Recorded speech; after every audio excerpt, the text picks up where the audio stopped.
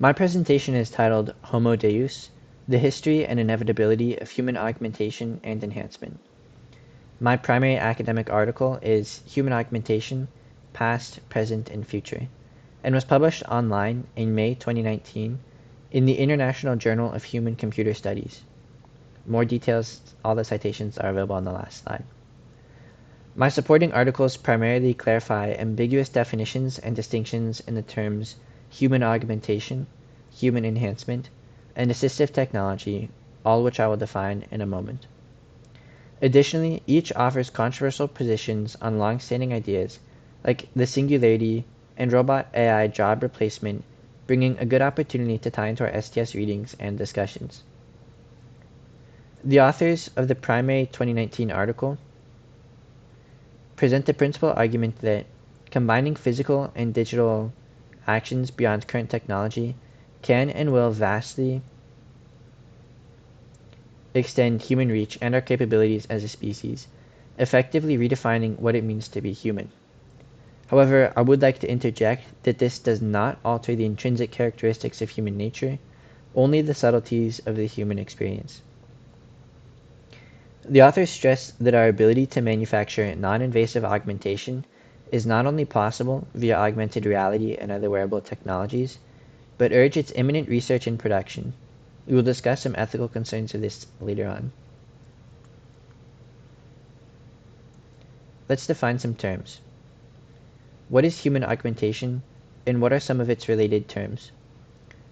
The 2024 article noticed that current literature tends to colloquially suggest a pair of glasses is considered assistive technology, while bionic contact lenses are classified as human augmentation, and laser eye surgery as human enhancement.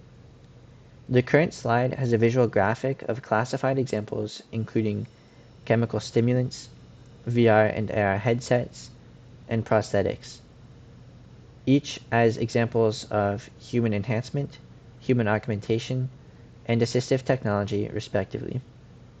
It's a good example given they're all in the same field and the distinctions are easily identifiable. A journal post by University of Waterloo in Ontario, Canada, named 3 categories of human augmentation. Firstly, the replication of human ability, basically just copying some normal function of the human body. Prosthetics are just an example which are ubiquitous and universally socially accepted. Secondly, the supplementation of human ability. This is advancing the efficiency with which we accomplish regular tasks. Examples include AI GPT tools for project creation and task management, or even live translation tools like Google Pixel Buds or TimeKittle M3 earbuds. Now don't cheat and be careful of the gossip you hear with these tools. Finally, the exceeding of current human abilities. Rare, poorly researched, and not currently widely socially accepted, examples include artificial blood cells, synthetic memory cards, more recently Neuralink, and importantly, CRISPR technologies. Let's look at current augmentation and research. In the past, humans had to adapt to computers. In the future, computers will adapt to humans. Since the creation of graphical user interfaces, GUIs, in the 1980s, and subsequently operating systems, humans have integrated seamlessly into daily life basic technological actions that amplify our ability to effectively collect, store, and organize information for quick recall and manipulation, boosting productivity and furthering man's ability to produce solutions to the harsh challenges of life. This technological advance has been the single most important leap in human history since the cognitive revolution about 70,000 years ago. According to Bill Gates, AI is the next, accompanied on a lesser level by controversial augmentations and enhancements. Figure 1 offers a visual graphic of various current UI user interface paradigms, including GUIs, everyday computers, VR AR interactions, and a placeholder for some undefined augmented mediation. It's a nice representative graphic for human interaction with computer worlds and real worlds, and the technology that mediates these experiences. Figure 2 is a little more complex. It's the result of increased research and development in augmented mediation. It now includes seamless cognitive and physical interaction with AI and other computer systems that do not impair natural interaction with reality. You can see that humans have a multitude of options for consuming data, from cognitive interface with non-invasive implants or other headgear systems to AI and computer interfaces between our world, other tools, and any kind of sensory input. Future capabilities and concerns. The authors present a call to research funding and technological development in the area of human augmentation to further improve the technological advantage gained by past and current advancements. With an acknowledgement of the expediency of their call to action, similar efforts must be made in the field of related ethics and safety administration.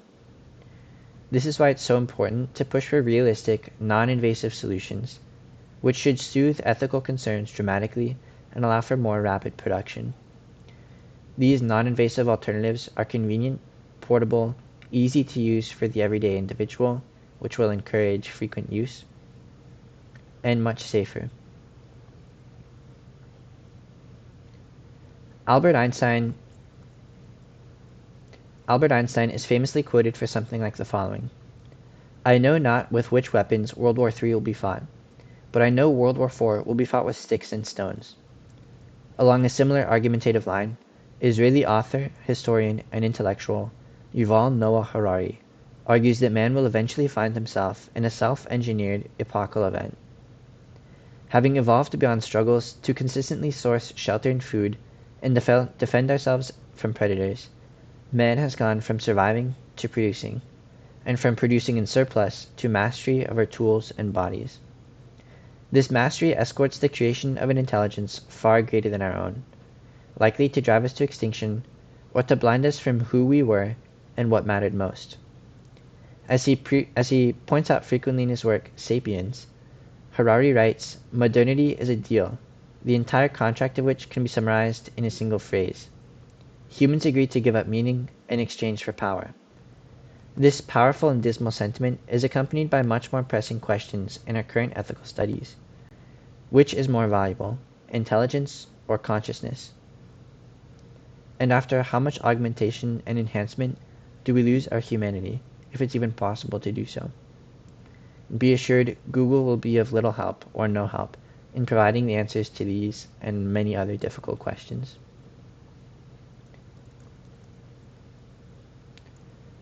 Although humans are quick to make predictions and slow to bring them into reality, we have already seen numerous applications of human augmentation and enhancement, therapeutically and recreationally, and can expect to see widespread use of smarter and more invasive integrative technologies within the next several decades. We're thinking here of Natalie Kitroff's robots could replace 1.7 million American truckers in the next decade, and many other predictions, including predictions from OpenAI for a superintelligence within the next decade. With rapid advancement in AI GPT models, we recall some of our parents' favorite sci-fi films in which robots or other computer systems take over the world by seizing control of vital facilities and infrastructure, shutting out humans and essentially unplugging society's life support. A Frontiers Opinion article published in October 2022 on ethics in robotics and AI discusses the negative impact this singularity myth has had on AI research and development. They further posit the complete human replacement would be devastating to the whole of society, and instead advocate for augmentation technologies that empower humans rather than mechanizing and de-skilling them. This idea is a challenge to the popular notion that with surges in AI, we will see jobs from humans go away. We're afraid that we're going to see ourselves be put out of work.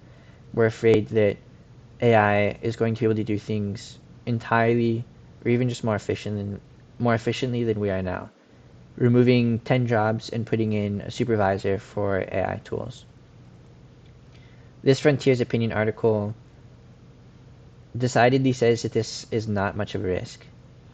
They say that we need people to do these jobs still. What we're trying to do is increase the ability for us to accomplish our tasks effectively and efficiently, instead of deplacing millions of humans, which would instead create a new class, a useless class, killing our economy.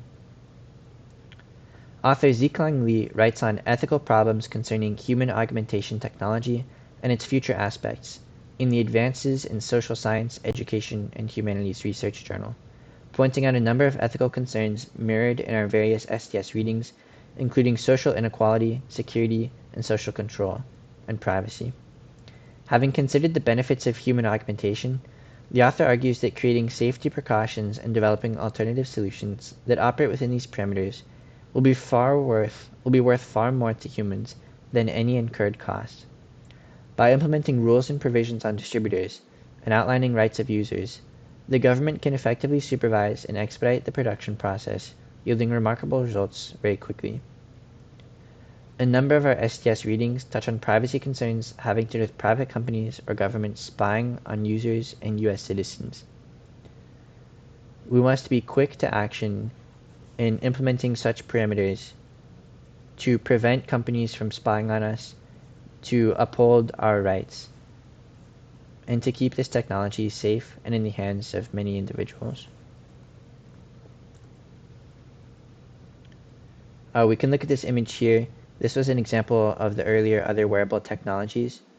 I think invasive technology is going to be, once we figure out ethical questions or how it's really going to interface with our bodies and our brains, the integration is going to be much smoother. I think people will be more likely to use it because you don't have to wear anything.